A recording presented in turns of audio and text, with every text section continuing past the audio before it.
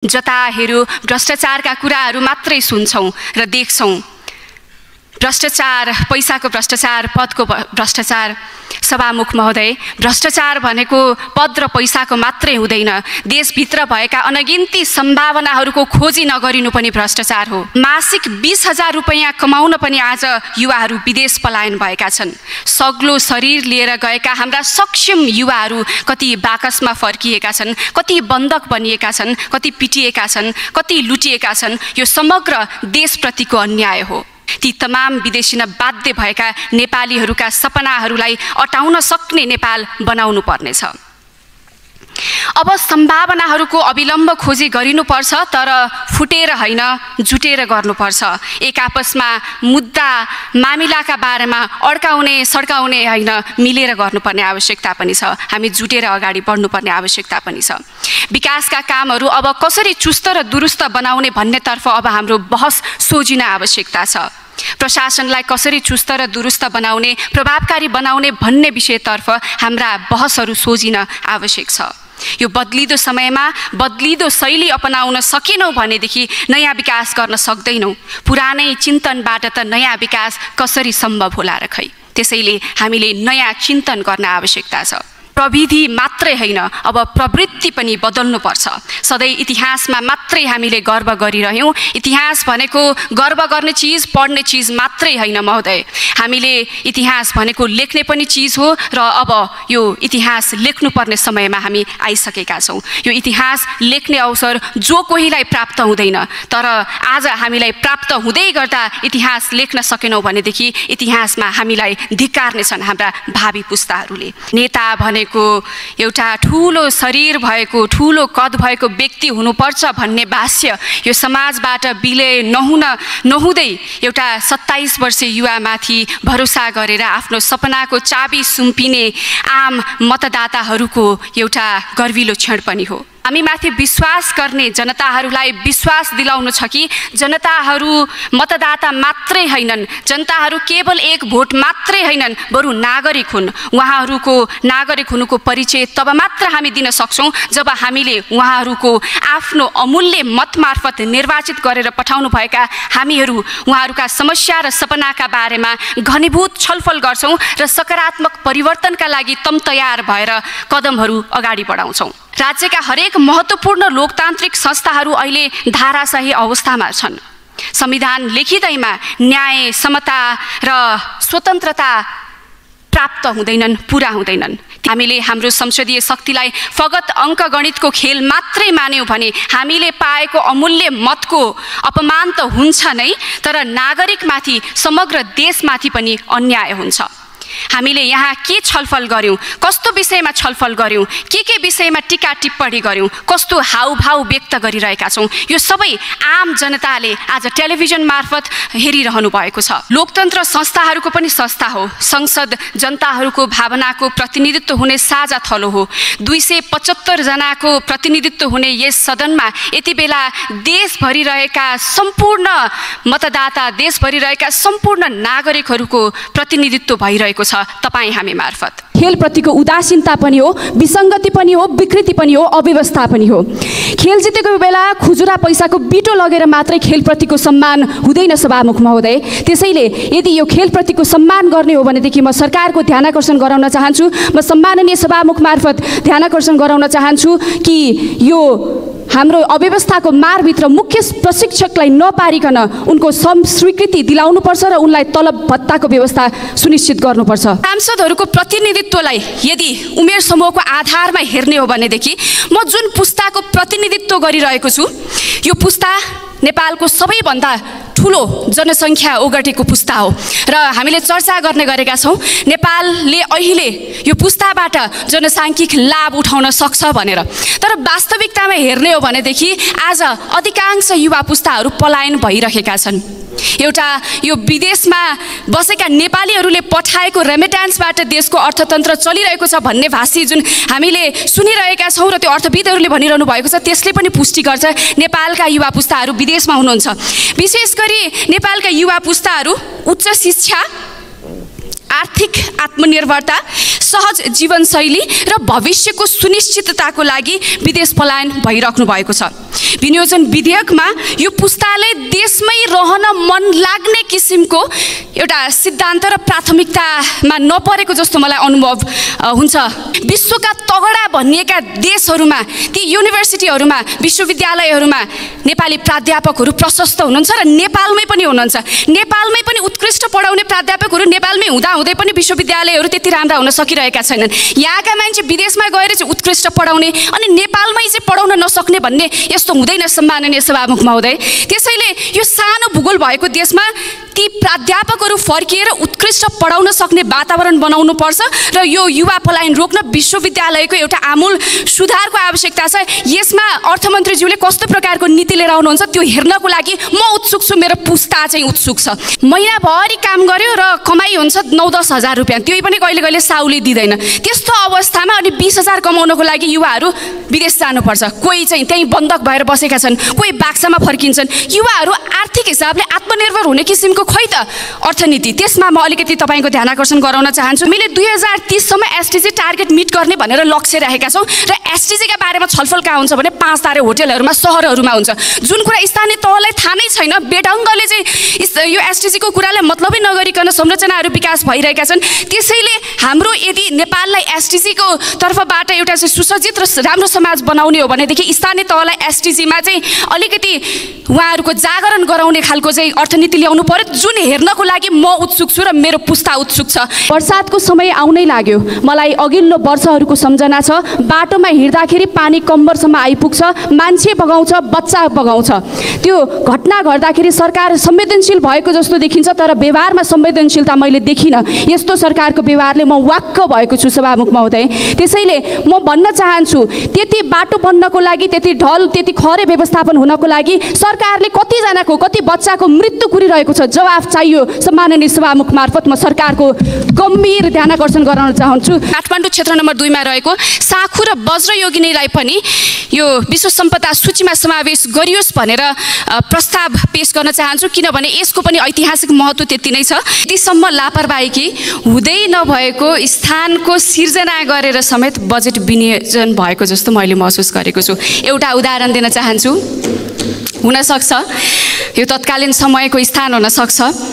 यो रातो किताबमा एउटा ठाउँमा लेखिएको छ, काठमाडौँ 35, खहरे, मुलपानी, अन्य।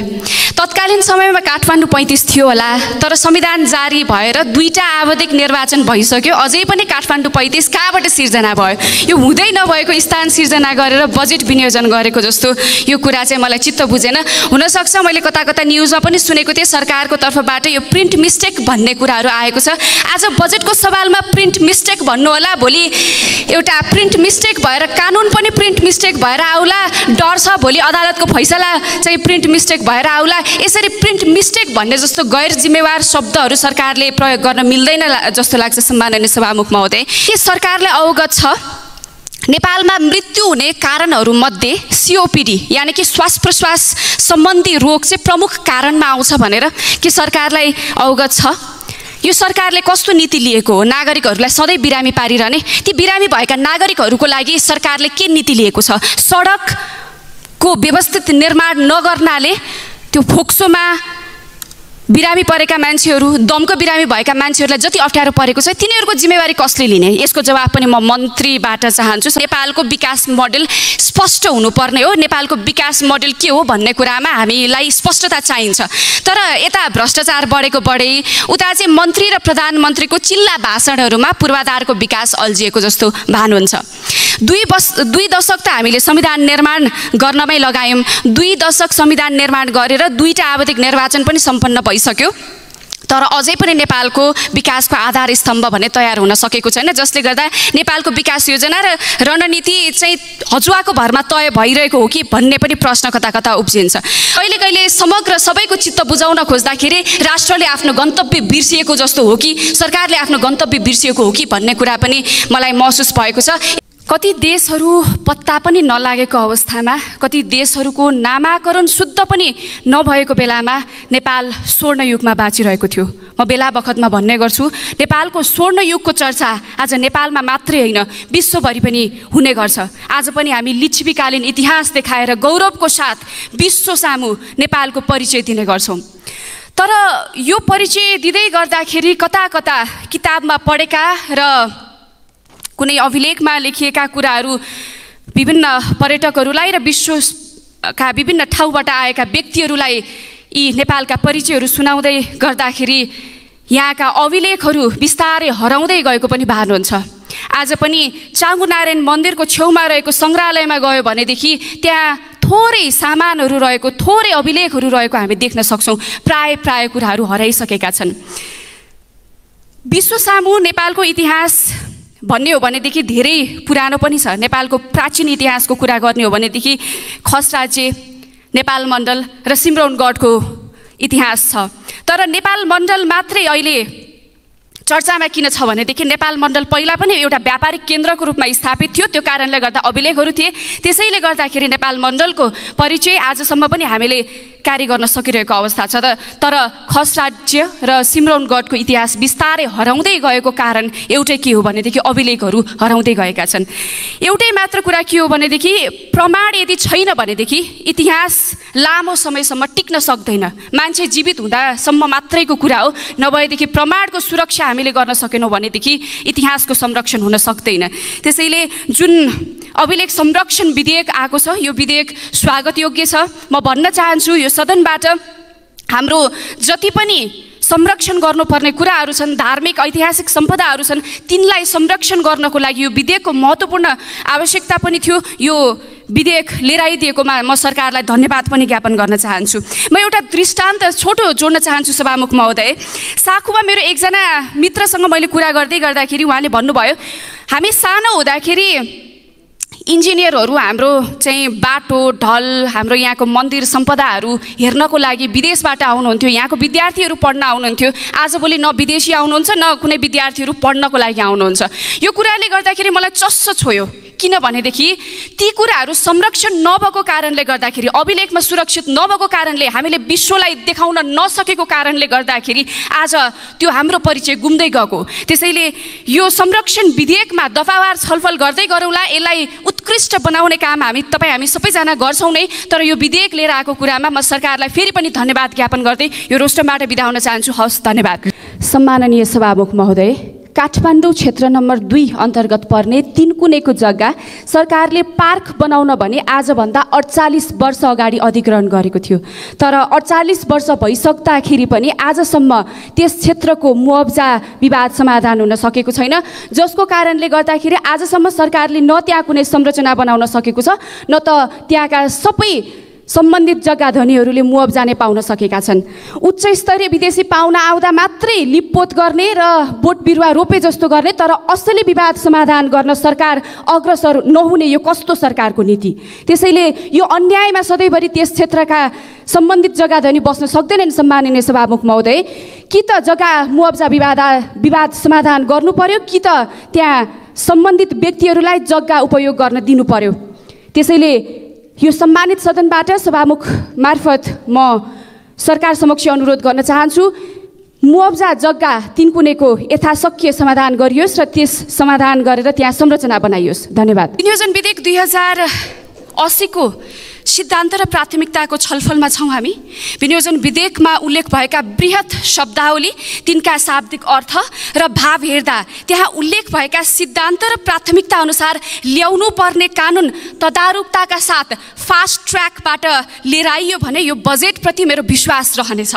नत्र भनेदेखि विगतमा जस्तो सिद्धान्त, प्राथमिकता, नीति र कार्यक्रममा चाहिँ महत्त्वकांक्षी खालको चाहिँ कुराहरू आउने र कानुनहरू अझै पनि 50 र 60 वर्ष अझ त्योभन्दा पनि पुरा अङ्कुशे कानुनहरू जुन राख्ने व्यवस्था छ, जुन चाहिँ विद्यमान रहने अवस्था छ, यसले चाहिँ हाम्रो बजेट फेरि एकादेशको कथा नहोस्। म यो कुरा अर्थमन्त्रीको ध्यान आकर्षण गराउन चाहन्छु।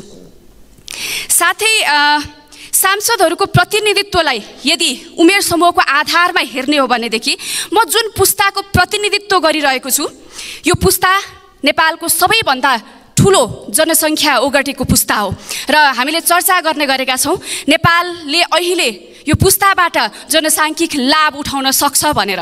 तर वास्तविकतामा हेर्ने हो भनेदेखि आज अधिकांश युवा पुस्ताहरू पलायन भइरहेका छन्। एउटा यो विदेशमा बसेका नेपालीहरूले पठाएको रेमिट्यान्सबाट देशको अर्थतन्त्र चलिरहेको छ भन्ने भाषी जुन हामीले सुनिरहेका छौँ र त्यो अर्थविदहरूले भनिरहनु भएको छ त्यसले पनि पुष्टि गर्छ नेपालका युवा पुस्ताहरू विदेशमा हुनुहुन्छ। विशेष गरी नेपालका युवा पुस्ताहरू उच्च शिक्षा, आर्थिक आत्मनिर्भरता, सहज जीवनशैली र भविष्यको सुनिश्चितताको लागि विदेश पलायन भइराख्नु भएको छ। विनियोजन विधेयकमा यो पुस्ताले देशमै रहन मन लाग्ने किसिमको एउटा सिद्धान्त र प्राथमिकतामा नपरेको जस्तो मलाई अनुभव हुन्छ। सम्माननीय सभामुख महोदय, म अर्थमन्त्रीज्यूको ध्यान आकर्षण गराउन चाहन्छु। शिक्षा क्षेत्रको ह्युमन क्यापिटलको कुरा गर्ने हो भनेदेखि विश्वका तगडा भनिएका देशहरूमा, ती युनिभर्सिटीहरूमा, विश्वविद्यालयहरूमा नेपाली प्राध्यापकहरू प्रशस्त हुनुहुन्छ र नेपालमै पनि हुनुहुन्छ। नेपालमै पनि उत्कृष्ट पढाउने प्राध्यापकहरू नेपालमै हुँदाहुँदै पनि विश्वविद्यालयहरू त्यति राम्रा हुन सकिरहेका छैनन्। यहाँका मान्छे विदेशमा गएर चाहिँ उत्कृष्ट पढाउने अनि नेपालमै चाहिँ पढाउन नसक्ने भन्ने यस्तो हुँदैन सम्माननीय सभामुख महोदय। त्यसैले यो सानो भूगोल भएको देशमा ती प्राध्यापकहरू फर्किएर उत्कृष्ट पढाउन सक्ने वातावरण बनाउनु पर्छ र यो युवा पलायन रोक्न विश्वविद्यालयको एउटा आमूल सुधारको आवश्यकता छ। यसमा अर्थमन्त्रीज्यूले कस्तो प्रकारको नीति लिएर आउनुहुन्छ त्यो हेर्नको लागि म उत्सुक छु, मेरो पुस्ता चाहिँ उत्सुक छ। र सँगै म जोड्न चाहन्छु युवा पुस्ता पलायनको अर्को प्रमुख कारण भनेको आर्थिक आत्मनिर्भरता। महिनाभरि काम गर्यो र कमाइ हुन्छ 9-10 हजार रुपियाँ, त्यो पनि कहिले कहिले साउले दिँदैन। त्यस्तो अवस्थामा अनि 20 हजार कमाउनको लागि युवाहरू विदेश जानुपर्छ। कोही चाहिँ त्यहीँ बन्धक भएर बसेका छन्, कोही बाक्सामा फर्किन्छन्। युवाहरू आर्थिक हिसाबले आत्मनिर्भर हुने किसिमको खोइ त अर्थनीति, त्यसमा म अलिकति तपाईँको ध्यान आकर्षण गराउन चाहन्छु सम्माननीय सभामुख मार्फत। त्यसै गरी अब म यो युवा पुस्ताको चाहिँ देशभित्रै बस्न मन लाग्ने किसिमको वातावरण बनाउन एउटा महत्त्वपूर्ण कुरा पनि जोड्न चाहन्छु। उद्यमशीलता र लगानीलाई सँगसँगै जोड्नु पर्यो, जुन कुरा चाहिँ हाम्रो नीति तथा यो हाम्रो सैद्धान्तिक विनियोजन विधेयकको सिद्धान्त र छलफलमा परेको जस्तो तालमेल मिलेको जस्तो मलाई लागिरहेको छैन। त्यसैले उद्यमशीलता बढाउनको लागि जबसम्म क्यापिटल भेन्चर, हेज फन्ड र प्राइभेट इक्विटीलाई चाहिँ बढाउने किसिमको वातावरण बन्दैन तबसम्म यो देशमा लगानी चाहिँ हुन सक्ने वातावरण। मैले सकेँ सम्माननीय सभामुख महोदय। एउटा महत्त्वपूर्ण कुरा उहाँलाई सुनाउनै पर्नेछ, म सुनाउन चाहन्छु। जुन एसटिजीको कुरा हो, हामीले 2030 सम्म एसटिजी टार्गेट मिट गर्ने भनेर लक्ष्य राखेका छौँ र एसटिजीका बारेमा छलफल कहाँ हुन्छ भने 5 तारे होटलहरूमा, सहरहरूमा हुन्छ। जुन कुरा स्थानीय तहलाई थाहा नै छैन, बेढङ्गले चाहिँ यो एसटिजीको कुरालाई मतलबै नगरिकन संरचनाहरू विकास भइरहेका छन्। त्यसैले हाम्रो यदि नेपाललाई एसटिजीको तर्फबाट एउटा चाहिँ सुसज्जित र राम्रो समाज बनाउने हो भनेदेखि स्थानीय तहलाई एसटिजीमा चाहिँ अलिकति उहाँहरूको जागरण गराउने खालको चाहिँ अर्थनीति ल्याउनु पर्यो, जुन हेर्नको लागि म उत्सुक छु र मेरो पुस्ता उत्सुक छ। यति भन्दै म बिदा हुन चाहन्छु। धन्यवाद। सभामुख महोदय, सुलभ कर्जा प्रवाह गरी निम्नवर्गीय मानिसलाई आर्थिक रूपमा सबल बनाउने उद्देश्यका साथ लघुवित्त र सहकारीको अवधारणा ल्याइएको थियो। यसबाट केही हदसम्म वित्तीय कारोबार आम मानिसको पहुँचमा पुगेको देख्न सकिन्छ। तर अत्याधिक मुनाफा आर्जनको निकृष्ट उद्देश्य राख्ने कतिपय लघुवित्त र सहकारी संस्था मार्फत निम्नवर्गीय मानिसलाई ऋणमाथि ऋण बोकाएर रसातलमै पुर्याउने काम भइरहेको छ। देशको खस्किदो अर्थतन्त्र, बेरोजगारी र महँगीका कारण आम मानिस बढ्दो मात्रामा ऋण लिन बाध्य छन् र यही बाध्यताको लाभ उठाउँदै साहुकारहरू घर घरमै गएर बिनाधितो ऋणको प्रलोभन देखाएर आर्थिक शोषण गरिरहेका र कतिपय ऋणको तनाव सहन नसकेर आत्महत्या गरेका समाचारहरू पनि बारम्बार आइरहेका छन्। ऋण तिर्नै नसक्ने एउटै व्यक्तिलाई पनि दर्जनौं संस्थाले ऋण दिइरहेको पाइएको छ। राष्ट्र बैङ्कले सहकारी र लघुवित्त संस्था मार्फत कडा रूपमा नियमन र कारबाही गर्नुपर्छ। यदि राष्ट्र बैङ्क आफैले नियमन गर्न नसक्ने भए दोस्रो तहको नियमनकारी निकाय मान्य शोभित गौतम 4 मिनेट। सम्माननीय सभामुख महोदय, आज बिहान मात्रै नेपालका संस्कृति, पर्यटन तथा नागरिक उड्डयन मन्त्री माननीय सुदन किरातीज्यूले ट्विटर मार्फत नेपालको पर्यटन क्षेत्र भाइब्रेन्ट बनाउन के गर्नु पर्ला भनेर सुझाव माग्नु भएको रहेछ। उहाँको इच्छा शक्तिको उच्च कदर गर्दै पर्यटनसँग सम्बन्धित विषयमा सभामुख मार्फत म केही धारणाहरू राख्न चाहन्छु। नेपालको आर्थिक समृद्धिमा पर्यटन उद्योगको महत्त्वपूर्ण योगदान रहने कुरामा कुनै दुईमत नै छैन। तर पर्यटन उद्योगको मेरुदण्ड मानिएको हवाई क्षेत्र ज्यान गुमाइसकेका छन्। चाहे त्यो केही समय अगाडि मुस्ताङमा भएको जहाज दुर्घटना होस् या पोखराको होस्, विमानमा सवार सबैको कहाली लाग्दो मृत्युले हामी जहाज चढ्ने बेलादेखि जहाज उडान अवधिभर केही हुने हो कि भन्ने एक किसिमको डरमा बाँचिरहेका हुन्छौँ। समय समयमा भएका भयावह विमान दुर्घटनापछि बनेका छानबिन समितिका प्रतिवेदन, international civil aviation organisation ICAO, EU safety assessment mission लगायतको छुट्टा छुट्टै रिपोर्टले पनि नेपालको हवाई क्षेत्र कसरी सुधार गर्ने भन्ने सन्दर्भमा सुझावहरू नदिएको पनि होइन। तर वर्षौँदेखि ती सुझावहरू किन द्रुत गतिमा कार्यान्वयन गर्न सरकार संवेदनशील नदेखिएको हो, यो गम्भीर विषय हो। हाल नागरिक उड्डयन प्राधिकरणले हवाई उड्डयन नियमित गर्ने र विमानस्थल तथा एयर ट्राफिक म्यानेजमेन्ट सर्भिस सञ्चालन गर्ने दुवै कार्य गर्दै आएको छ। अन्तर्राष्ट्रिय वृत्तमा हेर्ने हो भनेदेखि अधिकांश राष्ट्रमा यी दुई कार्यहरू दुई भिन्नै निकायबाट सञ्चालन हुने गर्छन्। तर अमेरिका, सिङ्गापुर जस्ता देशहरूमा एउटै संस्थाले दुवै कार्य गरेको दृष्टान्त पनि नभएको होइन। यद्यपि नेपाल जस्तो सबै निर्णयभन्दा माथि राजनीतिक निर्णय हाबी हुने देशमा, वर्क कल्चर राम्रोसँग विकास नभएको देशमा एउटै संस्थाले दुवै कार्य गर्दा कन्फ्लिक्ट अफ इन्ट्रेस्टले जरा गाड्ने कुरा स्पष्ट छ। नेपालको सन्दर्भमा नियमनकारी संस्था नियमन गर्नतर्फ भन्दा विमानस्थल सञ्चालन, विमानस्थल आयोजना तथा पूर्वाधार विकास र एयर नेभिगेसन सेवा आदिको क्षेत्रमा बढी केन्द्रित हुँदा नियमनकारी जिम्मेवारी चाहिँ ओझेलमा पर्न गएको स्पष्ट देखिन्छ। नियमन गर्नुपर्ने क्षेत्रहरू जस्तै विमानस्थल सञ्चालन, हवाई ट्राफिक सेवा, प्राविधिकहरूको नियुक्ति, तालिम, दक्षता परीक्षण तथा प्रमाणीकरण एउटै संस्थाले गर्ने र आफैले छानबिन गर्ने जस्ता गर्नाले गर्दा सेवाको सुरक्षा तथा गुणस्तरप्रति प्रश्न चिन्ह उठ्नु स्वाभाविक नै हो। यस्तो जनताको प्रत्यक्ष सेवा सुविधा र सुरक्षासँग गाँसिएको क्षेत्रमा अझ त्यसमा पनि विशेष गरी मास ट्रान्सपोर्ट र मास क्याजुअल्टी उच्च जोखिमको रूपमा रहेको क्षेत्रमा कन्फ्लिक्ट अफ इन्ट्रेस्ट हुने गरी कुनै पनि कार्य गर्न स्वीकार्य हुन सक्दैन। नेपाल सरकारका हरेक आवधिक योजना तथा वार्षिक नीति तथा कार्यक्रममा प्राधिकरणलाई नियमनकारी र सेवा प्रदायक संस्थाको रूपमा विभाजन गर्ने नीति रहँदै आए पनि व्यवहारमा यो लागू हुन सकिरहेको छैन। सम्माननीय सभामुख महोदय, यति धेरै हवाई घटनाहरू निरन्तर भइरहेका छन्। हवाई सेवा अन्तर्राष्ट्रिय नियम, कानुन, मापदण्ड र इन्टरनेसनल बेस्ट प्र्याक्टिस बमोजिम सञ्चालन हुनुपर्छ, जसलाई नियमन गर्न देशले आन्तरिक कानुन बनाउन आवश्यक छ। र 10 वर्षदेखि EU लगायत अन्तर्राष्ट्रिय समुदायले नेपालको वायु सेवालाई कालो सूचीमा राखेको छ, त्यो हटाउनु छ। त्यसैले आज म सम्माननीय सभामुख मार्फत सरकारको ध्यानाकर्षण गर्न चाहन्छु र आग्रह पनि गर्न चाहन्छु कि नागरिक उड्डयन प्राधिकरण विधेयक र नेपाल हवाई सेवा प्राधिकरण विधेयक यथाशीघ्र प्रतिनिधि सभामा लिएर आइयोस्। यसमा मान्य सदस्यज्यू, समय सकियो। सम्माननीय सभामुख महोदय, नेपालमा केही समय अगाडि मात्रै त्रिदेशीय प्रधानमन्त्री फुटबल कप सम्पन्न भएको छ। नेपाली राष्ट्रिय फुटबल टिमको मुख्य प्रशिक्षकले खेल खेलाएर त्रिदेशीय कपसम्म जिताइसके, तर अहिलेसम्म पनि उनले श्रम स्वीकृति पाउन सकेका छैनन्। यत्रो समय भइसक्दाखेरि पनि श्रम स्वीकृति किन पाएका छैनन्, यो अचम्मको विषय त हुँदै नै हो। तर यो खेलप्रतिको उदासीनता पनि हो, विसङ्गति पनि हो, विकृति पनि हो, अव्यवस्था पनि हो। खेल जितेको बेला खुजुरा पैसाको बिटो लगेर मात्रै खेलप्रतिको सम्मान हुँदैन सभामुख महोदय। त्यसैले यदि यो खेलप्रतिको सम्मान गर्ने हो भनेदेखि म सरकारको ध्यानाकर्षण गराउन चाहन्छु, म सम्माननीय सभामुख मार्फत ध्यानाकर्षण गराउन चाहन्छु कि यो हाम्रो अव्यवस्थाको मारभित्र मुख्य प्रशिक्षकलाई नपारिकन उनको श्रम स्वीकृति दिलाउनुपर्छ र उनलाई तलब भत्ताको व्यवस्था सुनिश्चित गर्नुपर्छ। धन्यवाद। माननीय श्री शोभिता गौतम। सम्माननीय सभामुख महोदय, 20 महिना अगाडि नेपालको पुँजी बजार लगभग 3200 इन्डेक्स वरिपरि थियो। आजको मितिमा इन्डेक्स 1889.75 मा सीमित छ। लगानीकर्ताले लाखौं रकम गुमाएका छन्। यस्तो गम्भीर परिप्रेक्ष्यमा सरकारी स्वामित्वमा रहेको नेपाल स्टक एक्सचेन्ज, जसले सरकारलाई प्रतिवर्ष लगभग 1 अर्ब रुपैयाँ लाभांश योगदान गरिरहेको थियो। यस्तो संस्थालाई कमजोर बनाई यसबाट भइरहेको बिजनेस नयाँ स्टक एक्सचेन्जमा डाइभर्ट गरी नेपालको पुँजी बजार निश्चित समूहको कब्जामा हुने गरी जुन नयाँ स्टक एक्सचेन्जलाई लाइसेन्स दिने तयारी गरिरहेको छ, यो अविलम्ब रोकिनुपर्छ।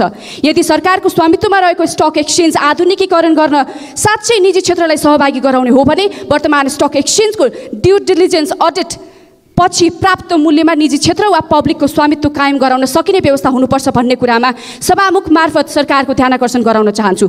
यस पूर्व नै सरकारी पुनर्बिमा कम्पनीलाई धाराशायी बनाउने गरी नयाँ पुनर्बिमा कम्पनी स्थापना भएको जग जाहेर नै छ। यस्तो राज्यप्रति देखाइने घुमौरो धोका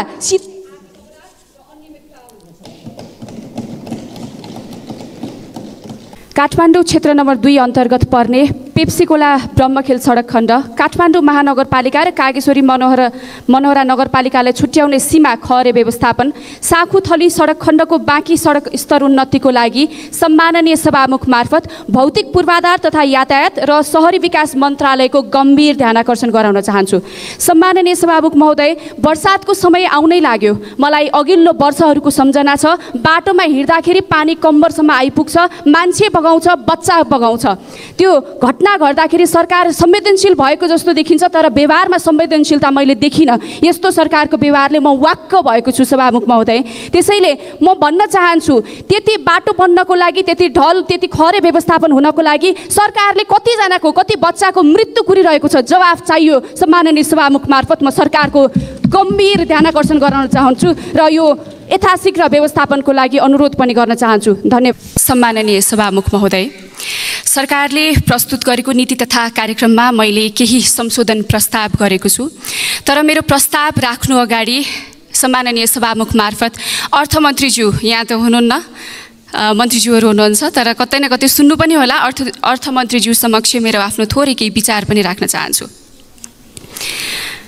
हामी सबैलाई अवगत नै छ, देश अहिले गम्भीर आर्थिक सङ्कटमा छ र यो सङ्कटबाट देशलाई मुक्त बनाउने जिम्मा सरकारको तर्फबाट अर्थमन्त्रीज्यूले लिनुभएको छ र यही सिलसिलामा सरकारले लिएर आएको नीति तथा कार्यक्रममा धेरै राम्रा कुराहरू पनि समेटिएका छन्, तर धेरै महत्त्वाकांक्षी कुराहरू पनि समेटिएका छन्। हामी बुझ्छौँ यस्तो किन भयो, एउटा पुरानो ट्रेडिसनल कल्चर जस्तो पनि भइसकेको छ।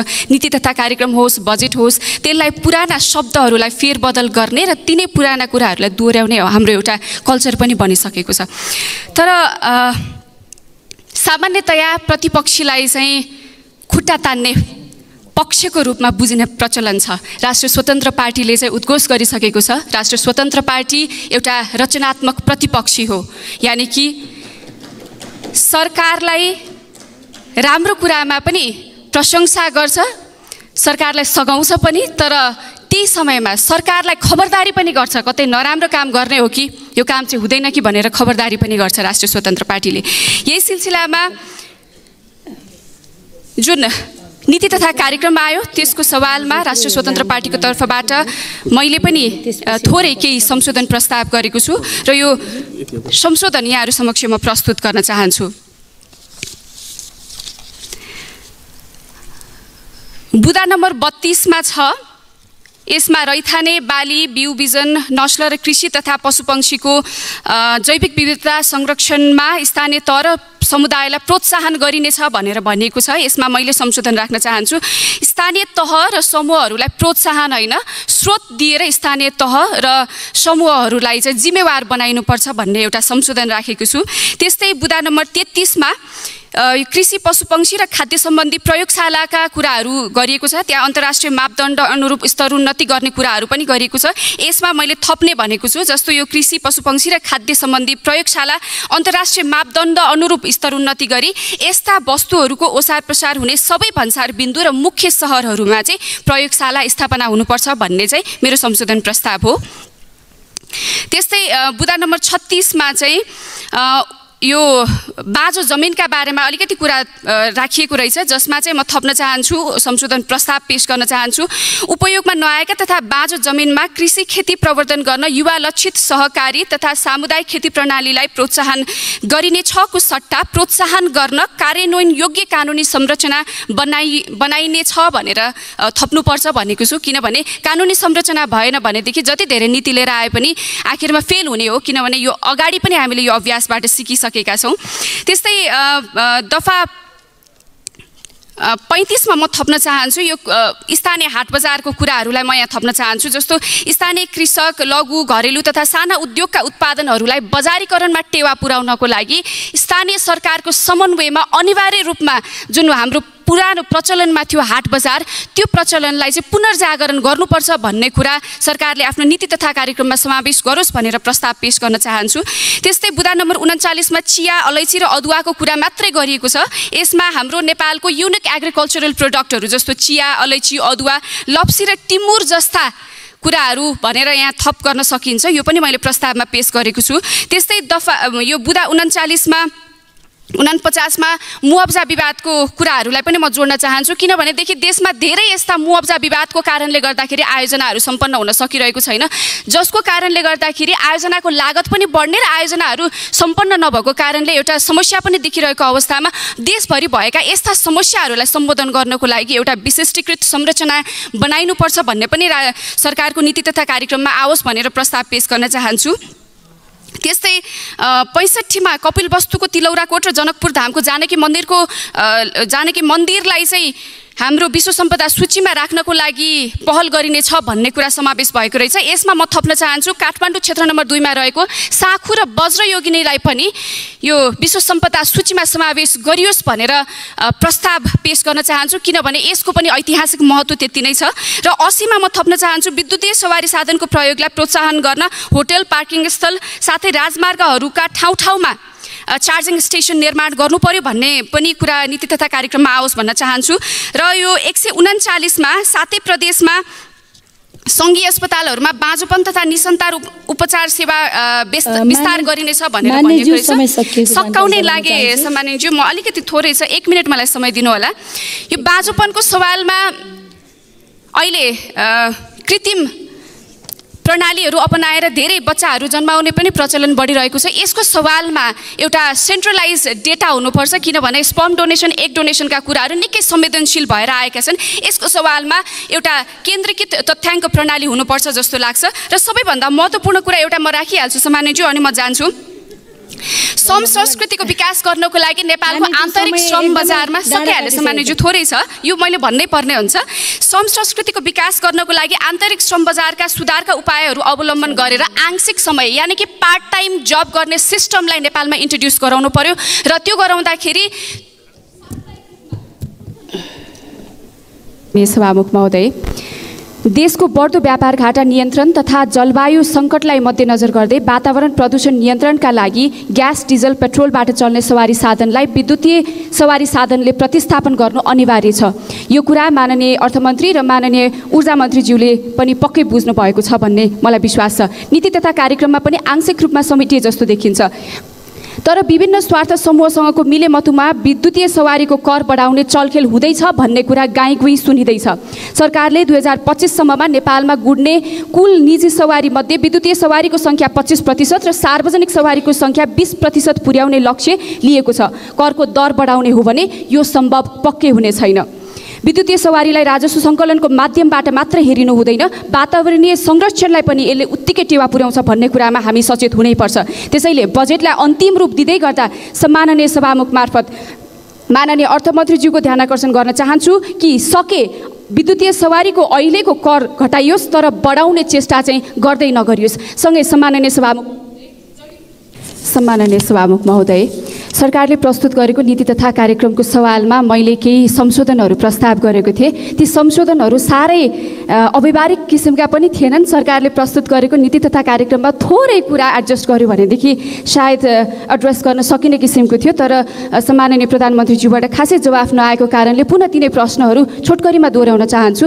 मैले नेपालको आन्तरिक उत्पादनको बजारीकरणको लागि नेपालमा अब स्थानीय तहमा, स्थानीय सरकारहरूमा हाट बजारको अवधारणा पुनर्जागरण हुनुपर्छ भनेको थिएँ। यसको सवालमा प्रधानमन्त्रीबाट स्पष्ट जवाफ चाहन्छु। त्यसै गरी यो अन्तर्राष्ट्रिय मापदण्डको कृषि प्रयोगशाला चाहिँ बनाउने भनेर नीति तथा कार्यक्रममा आएको छ, तर मुख्य व्यापारिक केन्द्रहरूमा जुन चाहिँ नाकाहरूमा र सहरहरूमा यो हुनुपर्छ भन्ने, स्थापना हुनुपर्छ भन्ने कुरा राखेको थिएँ। यसको सवालमा स्पष्ट जवाफ आएको छैन।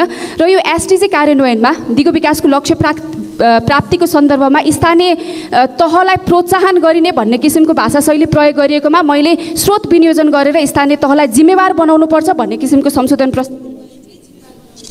माननीय सभामुख महोदय, सरकारले प्रस्तुत गरेको आर्थिक वर्ष 2080-81 को भौतिक पूर्वाधार तथा यातायात मन्त्रालयको वार्षिक कार्यक्रमबारे केही धारणा राख्न चाहन्छु। सम्माननीय सभामुख महोदय, नेपालको समग्र पूर्वाधार विकासमा कनेक्टिभिटीको महत्त्वपूर्ण स्थान हुन्छ। कनेक्टिभिटी भनेको विकासको आधार स्तम्भ पनि हो। अर्थपूर्ण कनेक्टिभिटी नेटवर्क बनाउन सके नेपालको व्यापार लगानी प्रवर्धन हुन सक्छ, बजारमा पहुँच हुन सक्छ, जसले सम्बन्धित स्थानीय क्षेत्रको अन्य पूर्वाधारको पनि विकास हुन सक्छ र पर्यटन प्रवर्धन हुन सक्छ, जनजीवन सहज हुन सक्छ। तर विडम्बना, नेपालमा आवश्यकताका आधारमा भन्दा बढी बिना अध्ययन, बिना सर्वे, पहुँचका आधारमा बजेट विनियोजन भएको महसुस भएको छ। यतिसम्म लापरवाही कि हुँदै नभएको स्थानको सिर्जना गरेर समेत बजेट विनियोजन भएको जस्तो मैले महसुस गरेको छु। एउटा उदाहरण दिन चाहन्छु। हुनसक्छ यो तत्कालीन समयको स्थान हुन सक्छ।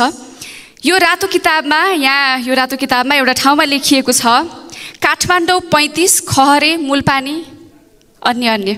तत्कालीन समयमा काठमाडौँ 35 थियो होला, तर संविधान जारी भएर 2टा आवधिक निर्वाचन भइसक्यो, अझै पनि काठमाडौँ 35 कहाँबाट सिर्जना भयो? यो हुँदै नभएको स्थान सिर्जना गरेर बजेट विनियोजन गरेको जस्तो यो कुरा चाहिँ मलाई चित्त बुझेन। हुनसक्छ मैले कता न्युजमा पनि सुनेको थिएँ, सरकारको तर्फबाट यो प्रिन्ट मिस्टेक भन्ने कुराहरू आएको छ। आज बजेटको सवालमा प्रिन्ट मिस्टेक भन्नु होला, भोलि एउटा प्रिन्ट मिस्टेक भएर कानुन पनि प्रिन्ट मिस्टेक भएर आउला, डर छ भोलि अदालतको फैसला चाहिँ प्रिन्ट मिस्टेक भएर आउला। यसरी प्रिन्ट मिस्टेक भन्ने जस्तो गैर जिम्मेवार शब्दहरू सरकारले प्रयोग गर्न मिल्दैन जस्तो लाग्छ सम्माननीय सभामुख महोदय। त्यसैले यस्ता कुराहरूमा पनि सरकारलाई जिम्मेवार रहनको निम्ति म आग्रह गर्न चाहन्छु। अब जथाभावी डाँडा ताछेर बाटो बनाउने चलनको बारेमा त हामीले अघिदेखि व्यापक रूपमा चर्चा गरि नै रहेको छौँ। जथाभावी यो डाँडा ताछ्ने प्रवृत्तिले गर्दा नेपालको प्राकृतिक सुन्दरता यति कुरूप हुँदै गइरहेको छ कि त्यो तपाईँ हामी सबैले देख्न सक्छौँ। जता हेऱ्यो, अझ विशेष गरी हामी प्लेनबाट कतै जाँदाखेरि त्यो एरियल भ्यू देखिन्छ। त्यो एरियल भ्यू देख्दाखेरि सबै डाँडाहरू ताछेको देख्दा, जता पनि भत्किएको भूक्षय भएको देख्दाखेरि कति मन दुखेर आउँछ। त्यो तपाईँ हामी सबैले महसुस गरेको कुरा हो। अब यहाँ प्राकृतिक सुन्दरताको कुरा मात्रै होइन, जथाभावी बाटो खन्नाले गर्दाखेरि नेपालको यो अव्यवस्थित सडक निर्माणले गर्दाखेरि यो प्रवृत्तिले नेपाली जनतालाई बिरामी पनि बनाएको छ। अब बिरामी कसरी बनाएको छ भन्नुहुन्छ भनेदेखि पानी पर्यो, सडक हिलो हुन्छ, हिलो भएपछि चिप्लेर लडिन्छ, घाइते भइन्छ, घाम लाग्यो धुलो हुन्छ। त्यो धुलोले यति धेरै नेपाली नागरिकहरूको स्वास्थ्यमा प्रभाव पारिरहेको छ। त्यो नेपालको विभिन्न स्वास्थ्य तथ्याङ्कहरूले पनि देखाएको छ। के सरकारलाई अवगत छ नेपालमा मृत्यु हुने कारणहरूमध्ये COPD यानि कि श्वास प्रश्वास सम्बन्धी रोग चाहिँ प्रमुख कारणमा आउँछ भनेर के सरकारलाई अवगत छ? यो सरकारले कस्तो नीति लिएको हो? नागरिकहरूलाई सधैँ बिरामी पारिरहने, ती बिरामी भएका नागरिकहरूको लागि सरकारले के नीति लिएको छ? सडकको व्यवस्थित निर्माण नगर्नाले त्यो फोक्सोमा बिरामी परेका मान्छेहरू, दमको बिरामी भएका मान्छेहरूलाई जति अप्ठ्यारो परेको छ, तिनीहरूको जिम्मेवारी कसले लिने? यसको जवाब पनि म मन्त्रीबाट चाहन्छु, सम्बन्धित मन्त्रीज्यूबाट चाहन्छु। पूर्वाधारको सवालमा नेपालको जस्तो भौगोलिक जटिलता भएका अन्य देशहरूबाट एउटा सफल मोडेलहरू सिकेर विज्ञहरूको सल्लाहमा नेपालको विकास मोडेल स्पष्ट हुनुपर्ने हो। नेपालको विकास मोडेल के हो भन्ने कुरामा हामीलाई स्पष्टता चाहिन्छ। तर यता भ्रष्टाचार बढेको बढे, उता चाहिँ मन्त्री र प्रधानमन्त्रीको चिल्ला भाषणहरूमा पूर्वाधारको विकास अल्झिएको जस्तो भान हुन्छ। 2 दशक त हामीले संविधान निर्माण गर्नमै लगायौँ। 2 दशक संविधान निर्माण गरेर 2टा आवधिक निर्वाचन पनि सम्पन्न भइसक्यो, तर अझै पनि नेपालको विकासको आधार स्तम्भ भने तयार हुन सकेको छैन, जसले गर्दा नेपालको विकास योजना र रणनीति चाहिँ हजुवाको भरमा तय भइरहेको हो कि भन्ने पनि प्रश्न कता उब्जिन्छ। अब अर्थ मन्त्रालयबाट बजेट सुनिश्चितता सहित दायित्व सृजना भएका योजनाहरू समेत अत्यन्तै न्यून बजेट विनियोजन भएका छन्। ती अत्यन्तै न्यून बजेट विनियोजन भएको कार्यले गर्दाखेरि चाहिँ समयमै कार्य सम्पन्न नहुने स्पष्ट देखिन्छ। त्यस्तै अब यो निर्वाचन क्षेत्र रणनीतिक सडककै सवालमा पनि निकै लामो लम्बाइको हुन्छ, तर जति बजेट सिलिङ छ यसले चाहिँ थोरै किलोमिटर मात्र सम्पन्न गर्न सकिन्छ। अब बाँकी सडक खण्डहरू होइन, बाँकी भएको त्योभन्दा बाँकी फर्दर एक्सटेन्सनको लागि स्रोत के हो त, त्यसमा पनि स्पष्टता भएको जस्तो मलाई लाग्दैन। त्यसको सवालमा पनि म मन्त्रीज्यूबाट स्पष्टता चाहन्छु। त्यस्तै अब यो वैकल्पिक सहायक राजमार्ग अन्तर्गत हाल अब सङ्घीय सरकारको दायित्व मार्फत निर्माण सुधार भइरहेका सडकहरूको सवालमा समेत अहिले प्रदेशको जिम्मेवारीमा गइरहेको सकिहाल्यो सामान्यज्यू, प्रदेशको सवालमा गएको देखिन्छ, प्रदेशको मातहतमा गएको देखिन्छ। यसले चाहिँ कार्यान्वयनमा कठिनाइ आउने देखिन्छ। त्यसैले सङ्घ सरकारकै जिम्मामा जाओस् भन्ने मेरो त्यो एउटा इच्छा आग्रह पनि छ। यसरी समग्र बजेटलाई हेर्दाखेरि चाहिँ कनिका छरेको जस्तो देखिन्छ। कहिले कहिले समग्र सबैको चित्त बुझाउन खोज्दाखेरि राष्ट्रले आफ्नो गन्तव्य बिर्सिएको जस्तो हो कि सरकारले आफ्नो गन्तव्य बिर्सिएको हो कि भन्ने कुरा पनि मलाई महसुस भएको छ। यसमा सचेत हुनको लागि म सरकारलाई आह्वान गर्दै म रोस्टमबाट बिदा हुन चाहन्छु। धन्यवाद। सम्माननीय सभामुख महोदय, हिउँदका कठ्याङ्ग्रिँदा छोटा दिनहरू बिस्तारै न्यानो घाम लाग्ने दिनमा परिवर्तन हुँदैछन्। छिट्टै वसन्त ऋतुहरू आउँदैछन् अनि तुसारो लागेर रुख बिरुवा कठ्याङ्ग्रिरहेका छन्। तुसारोले कठ्याङ्ग्रिरहेका रुख बोट बिरुवाहरू नयाँ पालुवा बनेर पलाउनेछन्। राजनीतिमा पनि समयको चक्र फेरिरहन्छ। यो रोस्टमबाट यो गरिमामय सदनको चारैतिर आँखा डुलाउँदा यस्तो लागिरहेछ नेपालको राजनीतिमा वसन्त छाइसकेको छ।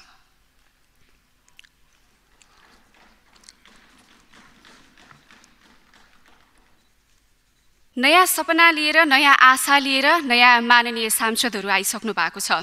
सँगै लामो राजनीतिक यात्रा गरेर देशका सुख दुःखहरूसँग सँगसँगै र देशका विभिन्न कथा व्यथाहरूसँगबाट जुझ्दै सङ्घर्ष गरेर नेपालको राजनीतिक इतिहासमा एउटा नाम स्थापित गर्दै आफैमा सिङ्गो संस्थाको परिचय दिँदै पुरानो अनुभवी सांसदहरू पनि यहाँ हुनुहुन्छ।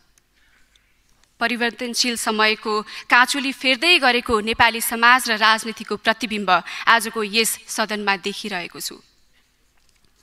सभामुख महोदय, नेपालको नागरिकको सर्वोच्चता र स्वतन्त्रताको पैरवी गरिने यस गरिमामय संसदमा आफ्नो पहिलो मन्तव्य राख्दै गर्दा म सर्वप्रथम त नेपाली स्वतन्त्रता र स्वाधीनताका लागि सङ्घर्ष गर्ने सम्पूर्ण शहीद र योद्धाहरूप्रति आफ्नो सम्मान व्यक्त गर्न चाहन्छु। सामाजिक न्यायका लागि देशभर उठेका आन्दोलनहरूप्रति मेरो उच्च सम्मान छ।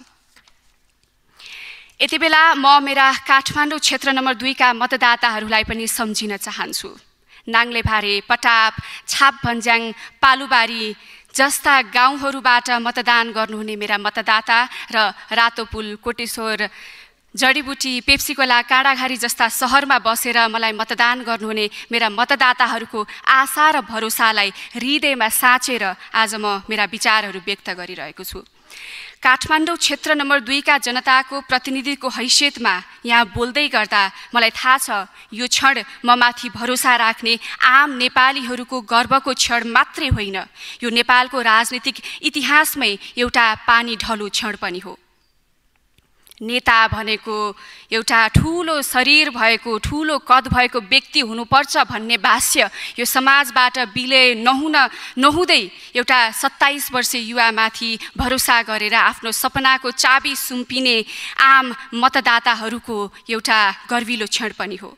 यदि म गलत छैन भने सभामुख महोदय, मेरो यो उपस्थिति यो सदनकै निम्ति पनि ऐतिहासिक क्षण हुन सक्छ, किनकि सम्भवतः यो भन्दा अगाडि मभन्दा कान्छो व्यक्तिले यो रोस्टमबाट यो सदनलाई सम्बोधन गर्ने मौका अवश्य पनि पाएको थिएन होला। यो इतिहासको एउटा पानी ढलो क्षण यसकारण पनि हो कि सङ्घीय लोकतान्त्रिक गणतन्त्रात्मक नेपालको यो दोस्रो संसदमा उपसभामुख पदका लागि सीमान्तमा रहेका 2 समुदायका महिलाहरू लोकतान्त्रिक पद्धति मार्फत प्रतिस्पर्धा गर्दै हुनुहुन्छ। लोकतन्त्र भनेको फगत शासन पद्धति मात्र होइन, जनताहरूको जीवनशैली पनि हो। त्यसैले लोकतन्त्रको अब्बल परीक्षा समाजको सबैभन्दा पिछडिएको वर्गले मूलधारको प्रतिस्पर्धामा भाग लिन पाउँदा मात्रै सम्भव हुन्छ भन्ने कुरा पनि तपाईँ हामी सबैजनालाई थाहा नै छ। आजका 2 जना सीमान्तकृत समुदायका महिला लोकतान्त्रिक पद्धति अनुसार हुने उपसभामुख पदका लागि प्रतिस्पर्धा गर्दै हुनुहुन्छ। यो आफैमा लोकतन्त्र सुदृढ हुँदै गएको हो भन्ने सङ्केत पनि हो। उहाँहरूको प्रतिस्पर्धा एक सुखद संयोग मात्र नबनोस्, बरु यस्ता प्रतिस्पर्धाहरू हाम्रो लोकतान्त्रिक अभ्यासको सामान्य प्रक्रिया बन्दै जाओस्, ताकि सीमान्तमा रहेका आम मानिसहरूले मूलधारको राजनीतिमा, मूलधारको प्रतिस्पर्धाहरूमा आफूलाई सहभागी गराउन सकुन्, अनि मात्र हामीले हाम्रो लोकतन्त्र उन्नत भएको महसुस गर्न सक्छौँ। सभामुख महोदय, लोकतन्त्र संस्थाहरूको पनि संस्था हो। संसद जनताहरूको भावनाको प्रतिनिधित्व हुने साझा थलो हो। 275 जनाको प्रतिनिधित्व हुने यस सदनमा यति बेला देशभरि रहेका सम्पूर्ण मतदाता, देशभरि रहेका सम्पूर्ण नागरिकहरूको प्रतिनिधित्व भइरहेको छ तपाईँ हामी मार्फत। यो आशालाई वास्तविकतामा बदल्न विकसित र विकासशील समाजलाई मध्यनजर गर्दै हामीले समय सापेक्ष ऐन, नियम, कानुनहरू बनाउनु छ। आम नेपालीको त्याग र बलिदानबाट हामीले सबैभन्दा उच्चतम राजनीतिक व्यवस्थाको रूपमा लोकतान्त्रिक व्यवस्था हासिल गरिसकेका छौँ। तर यो बामे सर्दै गरेको लोकतन्त्रलाई स्थापित गर्नुपर्ने जिम्मेवारी पनि तपाईँ हाम्रो काँधमा छ। हामी सबैलाई थाहा छ, देश अहिले गम्भीर आर्थिक सङ्कटमा छ। लगभग 42% हिस्सा ओगट्ने युवा पुस्ताबाट लिन सकिने यथेष्ट जनसङ्ख्यिक लाभको बावजुद पनि देश अहिले गम्भीर आर्थिक सङ्कटमा परेको छ। जता हेऱ्यो भ्रष्टाचारका कुराहरू मात्रै सुन्छौँ र देख्छौँ। भ्रष्टाचार, पैसाको भ्रष्टाचार, पदको भ्रष्टाचार। सभामुख महोदय, भ्रष्टाचार भनेको पद र पैसाको मात्रै हुँदैन। देशभित्र भएका अनगिन्ती सम्भावनाहरूको खोजी नगरिनु पनि भ्रष्टाचार हो। त्यसैले हामीले सम्भावनाहरूको यथेष्ट खोजी गर्नुपर्नेछ। यही सम्भावनाहरूको यथेष्ट खोजी नभएको कारण मासिक 20,000 रुपैयाँ कमाउन पनि आज युवाहरू विदेश पलायन भएका छन्। सग्लो शरीर लिएर गएका हाम्रा सक्षम युवाहरू कति बाकसमा फर्किएका छन्, कति बन्धक बनिएका छन्, कति पिटिएका छन्, कति लुटिएका छन्। यो समग्र देशप्रतिको अन्याय हो। वार्षिक करिब 5 खर्बको रेमिटान्स भित्र्याउँदा समेत आम नेपालीको जीवनमा केही मात्रामा भौतिक सुखशैल बाहेक तात्विक परिवर्तन भएको तपाईँ हामीले खासै देख्न सकिरहेका छैनौँ। राजनीतिक हिसाबले लोकतन्त्र हासिल गरे पनि हामीले नेपाली समाजमा न्याय, स्वतन्त्रता र समानता स्थापित गर्न सकिरहेका छैनौँ। यति भनिरहँदा यो पनि देशमा केही पनि हुन सक्दैन भनेर निराश भएका युवाहरू आज देशमा सम्भावनाहरू देखेर, थोरै भए पनि परिवर्तनहरू देखेर आशा राखेर अब देश फर्किने योजनाहरू पनि बनाइरहेका छन्। ती तमाम विदेशी बाध्य भएका नेपालीहरूका सपनाहरूलाई अटाउन सक्ने नेपाल बनाउनु पर्नेछ। अब सम्भावनाहरूको अविलम्ब खोजी गरिनुपर्छ, तर फुटेर होइन, जुटेर गर्नुपर्छ। एक आपसमा मुद्दा मामिलाका बारेमा अड्काउने सड्काउने होइन, मिलेर गर्नुपर्ने आवश्यकता पनि छ। हामी जुटेर अगाडि बढ्नुपर्ने आवश्यकता पनि छ। विकासका कामहरू अब कसरी चुस्त र दुरुस्त बनाउने भन्नेतर्फ अब हाम्रो बहस सोझिन आवश्यकता छ। प्रशासनलाई कसरी चुस्त र दुरुस्त बनाउने, प्रभावकारी बनाउने भन्ने विषयतर्फ हाम्रा बहसहरू सोझिन आवश्यक छ। यो बदलिदो समयमा बदलिदो शैली अपनाउन सकेनौँ भनेदेखि नयाँ विकास गर्न सक्दैनौँ। पुरानै चिन्तनबाट त नयाँ विकास कसरी सम्भव होला र खै। त्यसैले हामीले नयाँ चिन्तन गर्न आवश्यकता छ। लोकतन्त्रको प्रवर्तन गर्दै संसदीय परम्पराको मर्यादाभित्र रहेर हामीले मिलेर काम गर्नु छ। प्रविधि मात्रै होइन, अब प्रवृत्ति पनि बदल्नुपर्छ। सधैँ इतिहासमा मात्रै हामीले गर्व गरिरह्यौँ। इतिहास भनेको गर्व गर्ने चिज, पढ्ने चिज मात्रै होइन महोदय। हामीले इतिहास भनेको लेख्ने पनि चिज हो र अब यो इतिहास लेख्नुपर्ने समयमा हामी आइसकेका छौँ। यो इतिहास लेख्ने अवसर जो कोहीलाई प्राप्त हुँदैन, तर आज हामीलाई प्राप्त हुँदै गर्दा इतिहास लेख्न सकेनौँ भनेदेखि इतिहासमा हामीलाई धिक्कार्नेछन् हाम्रा भावी पुस्ताहरूले। त्यसैले यो प्राप्त भएको अवसरलाई तपाईँ हामीले अवसरको रूपमा लिएर अगाडि बढाउनु पर्नेछ। सभामुख महोदय, सङ्घीय लोकतान्त्रिक गणतन्त्र नेपालको अर्थ राजनीति विकास, सामाजिक सांस्कृतिक रूपान्तरण र विश्व सम्बन्धको नयाँ आधारशिला खडा गर्न नवीन सोच, परिष्कृत विश्वदृष्टि र उच्च नैतिक बलसहितको नयाँ नेतृत्व लिएर राष्ट्रिय स्वतन्त्र पार्टी अगाडि बढेको छ।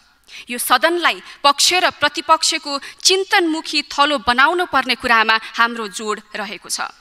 भर्खरै बामे सर्दै गरेको लोकतन्त्रलाई बलियो बनाउनको लागि पक्ष र प्रतिपक्षमा छलफल गर्नै पर्ने हुन्छ। त्यो हामी कसैलाई नहोच्याइकन र नरिझ्याइकन गर्नुपर्छ, त्यो हामी गर्न सक्छौँ। शक्ति सङ्घर्षको भुलभुलैया र लोक रिझ्याइबाट अलिकति माथि उठेर संविधानवादको भावनालाई आत्मसात गर्दै साँचो अर्थमा सामाजिक न्यायका लागि आवाज उठाउने हो कि त्यही लोक रिझ्याइ र शक्ति सङ्घर्षको भुलभुलैयामा रमाउने हो, त्यो तपाईँ हाम्रो हातमा छ। यो गरिमामय सदन न्याय, समानता र स्वतन्त्रताको पक्षमा वकालत गर्ने थलो हो। हाम्रो सभ्य र समुन्नत छलफलले लोकतन्त्र बलियो हुन्छ, नागरिक बलियो हुन्छ। यहाँको छलफलले हामीमाथि विश्वास गर्ने जनताहरूलाई विश्वास दिलाउनु छ कि जनताहरू मतदाता मात्रै हैनन्, जनताहरू केवल एक भोट मात्रै हैनन्, बरु नागरिक हुन्। उहाँहरूको नागरिक हुनुको परिचय तब मात्र हामी दिन सक्छौँ जब हामीले उहाँहरूको आफ्नो अमूल्य मत मार्फत निर्वाचित गरेर पठाउनु भएका हामीहरू उहाँहरूका समस्या र सपनाका बारेमा घनीभूत छलफल गर्छौँ र सकारात्मक परिवर्तनका लागि तम तयार भएर कदमहरू अगाडि बढाउँछौँ।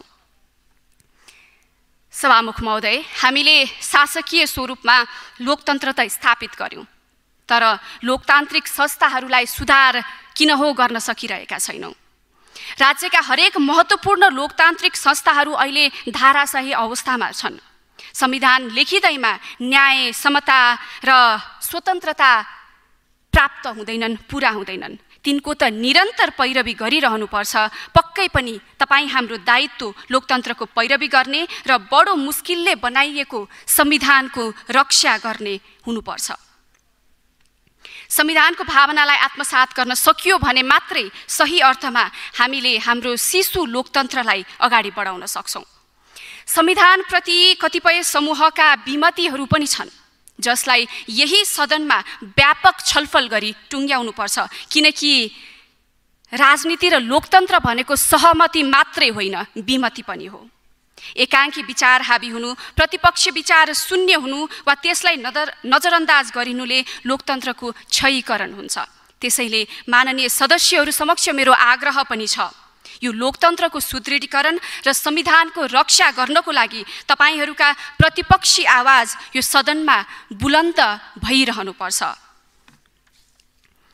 विचारको विविधता र प्रतिपक्षी विचारको सहनशीलता, परस्पर प्रतिस्पर्धात्मक विचारको मन्थनले नै लोकतन्त्रलाई उन्नत बनाउन सक्छ। त्यसैले वाद विवाद यस सदनको आधारभूत लक्षण हुनुपर्छ। हामीले हाम्रो संसदीय शक्तिलाई फगत अङ्कगणितको खेल मात्रै मान्यौँ भने हामीले पाएको अमूल्य मतको अपमान त हुन्छ नै, तर नागरिकमाथि, समग्र देशमाथि पनि अन्याय हुन्छ।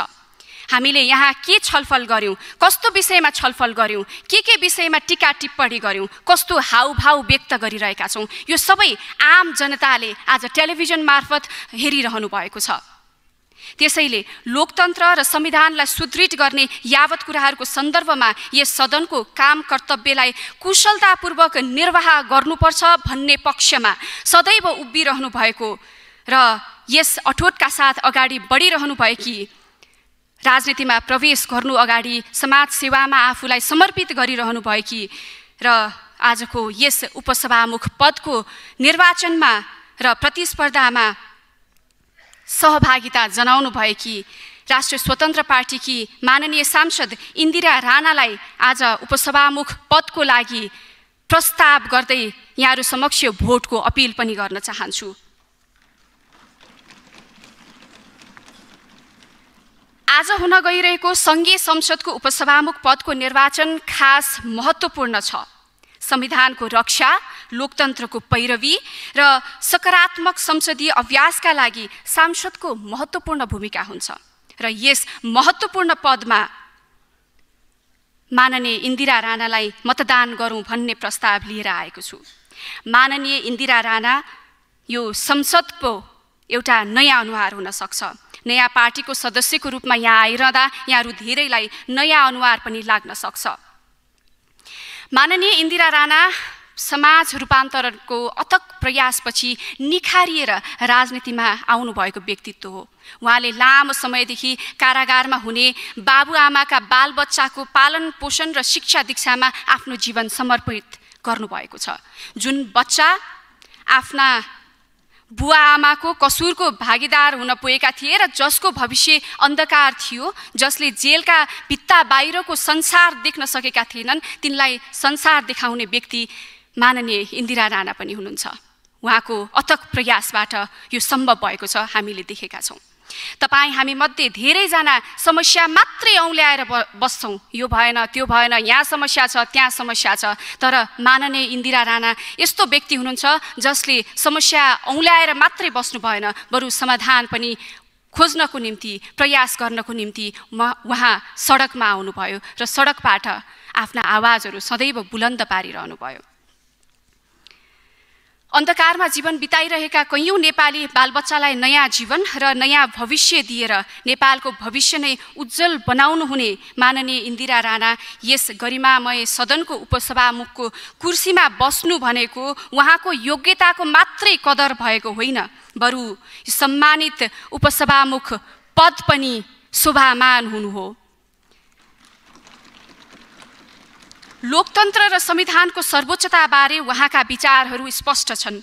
यस सदनको गरिमा र पदको जिम्मेवारीलाई उहाँले अत्यन्त कुशलतापूर्वक निभाउन सक्नुहुन्छ भन्ने कुरामा म विश्वास राख्छु र राष्ट्रिय स्वतन्त्र पार्टी विश्वास राख्दछ। उहाँले आफ्नो जीवन नै बालबालिकाका रक्षाका लागि र नेपालका रक्षाका लागि समर्पित गर्नुभएको छ।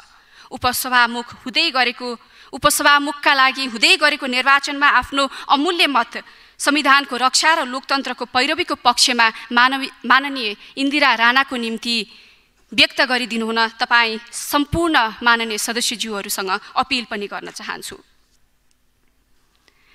यस लोकतान्त्रिक प्रतिस्पर्धामा भाग लिनुहुने माननीय सांसद मुक्ता कुमारी यादवलाई समेत म शुभकामना व्यक्त गर्न चाहन्छु। संसदमा प्रतिपक्षको प्रतिस्पर्धाको भावनालाई बरकरार राख्दै सीमान्तकृत महिलाको प्रतिनिधित्व गर्ने माननीय सांसद मुक्ता कुमारी यादवलाई उपसभामुखको उम्मेदवार बनाएकोमा म नेपाली काङ्ग्रेस पार्टीलाई धन्यवाद र बधाई पनि दिन चाहन्छु। महात्मा गान्धीले भन्नुभएको छ, तपाईले विनम्र तरिकाले नै संसार हल्लाउन सक्नुहुन्छ। अपार सैन्य शक्तिका बावजुद ब्रिटिस साम्राज्यले गान्धीको सत्याग्रहसँग झुक्नु परेको थियो। त्यसरी संसार हल्लाउने गान्धीको उपाय थियो सत्याग्रह, अर्थात् सत्यको आग्रह। गान्धीको सत्याग्रह अरूप्रति मात्रै लक्षित थिएन, आफै अन्तर्मनसँगको एउटा आग्रह पनि थियो।